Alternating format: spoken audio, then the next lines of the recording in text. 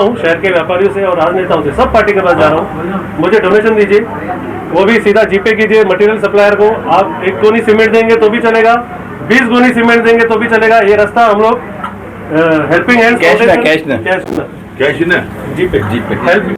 आपने जो पहल रखी हमें खुशी हुई है। खाली रस्ता में से खड्डा मुक्त करेंगे या ऐसे भ्रष्टाचार नेता भी मुक्त करोगे? ₹1 रुपयाचा फंड पास झालेला आहे रस्त्यांसाठी, त्याच्यामधनं त्यांनी आम्हाला 11,000 रुपये जीपे केलेला आहे, ज्याच्याकडनं आम्ही मटेरियल मागवलेलं आहे की कुमार ऐलानी जे आहेत ते बिझनेसमॅन आहेत, ते राजकारणी नाही आहेत, सामाजिक कार्यामध्ये त्यांना काही अनुभव नाही आहे, बिझनेसमध्ये जास्त इंटरेस्ट आहे आणि हे जग जाहीर झालेल्या शहरामधल्या प्रत्येक व्यक्तीला माहिती आहे की लोणावळ्यापासून ते खंडाळ्यापर्यंत त्यांचेच सगळीकडे रिसोर्ट आहेत, की लोणावळ्यापासून ते खंडाळ्यापर्यंत त्यांचेच सगळीकडे रिसोर्ट आहेत। उल्लासनगर का नागरिक होते हुए मुझे ये सोच के शर्म आ रही है कि हम उनसे दान मांगने गए। उनका बड़प्पन ये होना चाहिए था कि हमको बिठाकर बोलते कि ये काम आपका नहीं, ये काम मेरा है।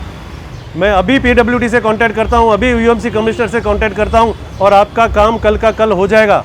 ये ब्रिज के खड्डे कल के कल भर दिए जाएंगे।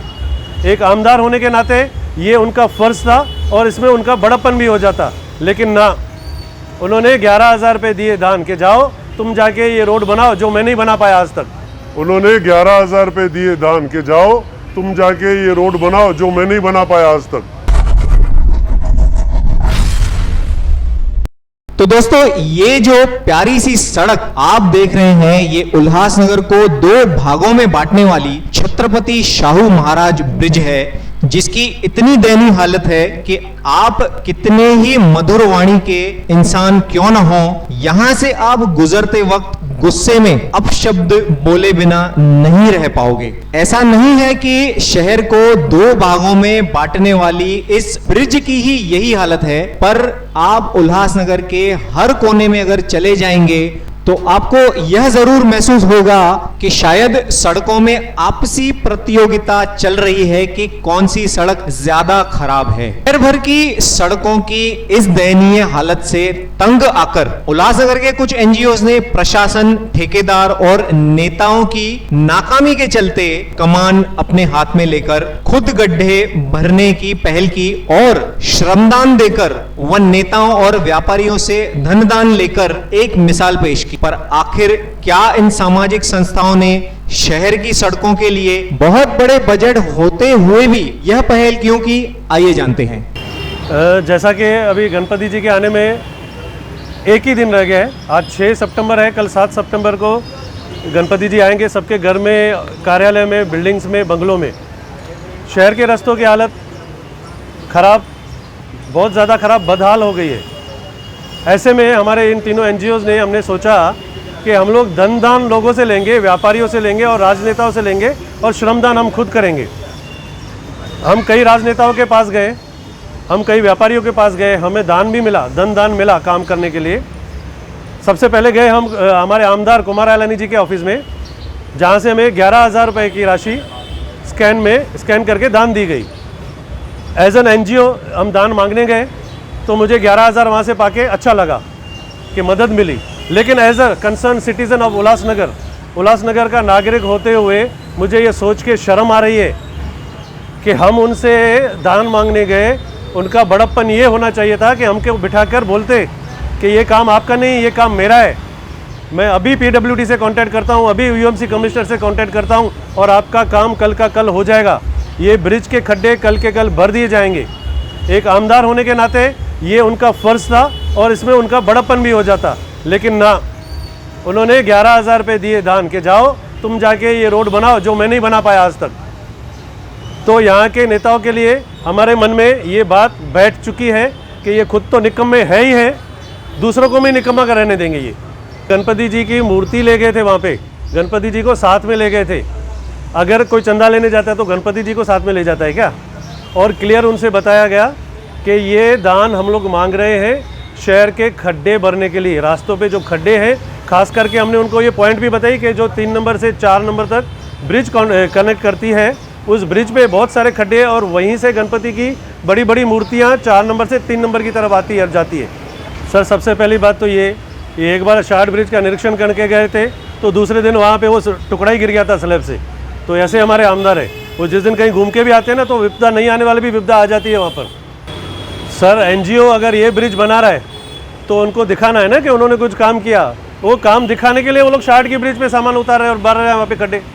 सर 3 छोटे से एनजीओ अपने मेंबर्स के साथ अपना श्रमदान देके और छोटे छोटे व्यापारियों से दान लेके दान लेके अगर एक दिन में इस ब्रिज के खड्डे भर सकते हैं, तो अगर आमदार या कारपोरेशन अपनी पे आ जाए ना तो 1 महीने के अंदर इस शहर के रास्तों का काया पलट करना कोई बड़ी बात नहीं है। सर एडमिनिस्ट्रेटिव जॉब पे तो कमिश्नर साहब है, वो नए आए, उनको अभी कोई भी कंप्लेंट देंगे तो वो बोलेंगे कि मुझे ये पता नहीं, मुझे वो पता नहीं। और जो संवैधानिक इस पे बैठे हुए हैं, कुर्सी पे बैठे हुए हैं, फिलहाल वो सिर्फ कुमार आयलानी है जो यहाँ के एमएलए हैं और उनको ज़्यादा इंटरेस्ट अपने बिझनेस संभालने में है। शहर संभाल के वो क्या करेंगे?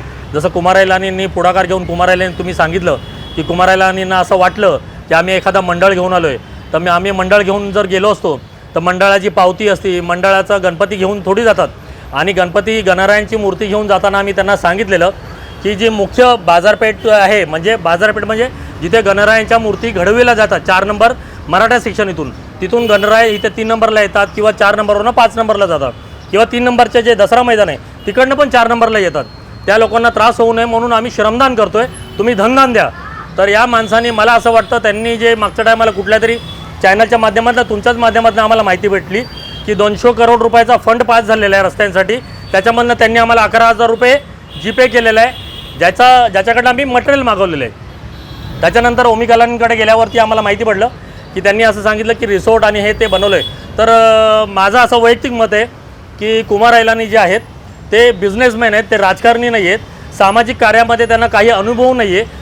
माझ्या हिशोबाने जर एखादा तिथे सामाजिक कार्याचा अनुभव असलेला एखादा जाणता व्यक्ती बसला असता तर त्यांनी असं सांगितलं असतं की तुम्ही उद्या उतरताय, आम्ही आमची टीम घेऊन पण 50 लोक किंवा 15 लोक तुमच्यासोबत उतरतो। महानगरपालिकेला आत्ताच मी बोलतो आणि कमीत कमी 2 गाड्या किंवा 4 गाड्या डॅब्रिज तिथे टाकू आणि आपण तिथे येता जाताना गणरायांचा जो रस्ता आहे येण्या जाण्याचा तो सुकर कसा होईल हे बघता येईल।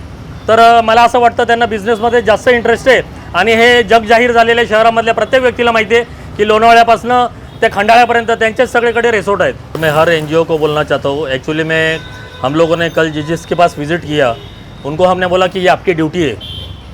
कुमार आयलानी जी हो गए या जो भी राजकर्ता हो गए, भरत गंगोत्री जी के पास गए, ओमी कलानी जी के पास गए या और 2-4 लोगों के पास गए, तो ये ड्यूटी एक्चुअली राज्यकर्ताओं की है। उसके ऊपर जो सुपर पावर में आमदार बैठे, खासदार बैठे, अभी प्रशासन में कमिश्नर साहब बैठे, नए बैठे, जो महानगरपालिका की नगर सेवक की बॉडी वो डिस्क्वालीफाई है, अभी वो लोग शासन में नहीं है। तो अभी आमदार का वो कर्तव्य बनता है, जवाबदारी बनता है कि शहर के प्रति वो ध्यान दे। आयुक्त तो भले ही नए नवनिर्वाचित है, लेकिन आयुक्त को साथ में लेके या वो उसके नीचे जो संयुक्त उनके जो कर्मचारी है या अधिकारी है उनको साथ में लेके उन्होंने काम करना चाहिए था। पर मैं एनजीओ से बोलूँगा कि हर एक आदमी सतर्क जैसा होता है वैसे वापस हो और आने वाले इलेक्शन में उन्होंने भी आगे आके ये राजनेताओं के खिलाफ में अपनी मुहिम छेड़नी चाहिए। और जब तक आप कुर्सी पे नहीं बैठेंगे, एक सामान्य जानकार वाला सामाजिक कार्यकर्ता कुर्सी पे नहीं बैठेगा, तब तक अपनी आवाज बुलंद नहीं कर पाएगा। दोस्तों, सैकड़ों करोड़ों का सड़कों के लिए बजट, पर फिर भी शहर की मुख्य सड़कों की यह हालत और एनजीओस की इस पहल को कोई एक हताशा में लिया हुआ कदम कह रहा है तो कोई इसे हर साल गणपति बापा के आगमन से पहले कोई तैयारी ना करने पर प्रशासन पर एक तंज की तरह देख रहा है, तो कई लोग इसे राजनीति की नजर से भी देख रहे हैं। अब इस सवाल का जवाब तो जनता के पास ही है कि आखिर सैकड़ों करोड़ का बजट कौन और किसकी मदद से डकार जाता है और इसमें कई नेता और अधिकारी आखिर मौन क्यों धारण कर लेते हैं। फिलहाल के लिए गणपति बाप्पा के आगमन में शहर भर के भक्त पूरे जोश से तैयारी में लगे हुए हैं, पर सड़कों की इस खराब हालत ने हमेशा की तरह प्रशासन और नेताओं की मंशा और कोशिश पर सवालिया निशान खड़ा कर दिया है। एनजीओस की इस पहल को जनता किस तरह से देखती है यह बताएंगे हम अगले अंक में। तब तक के लिए जुड़े रहिए सिटी ओलाज लाइव के साथ। धन्यवाद।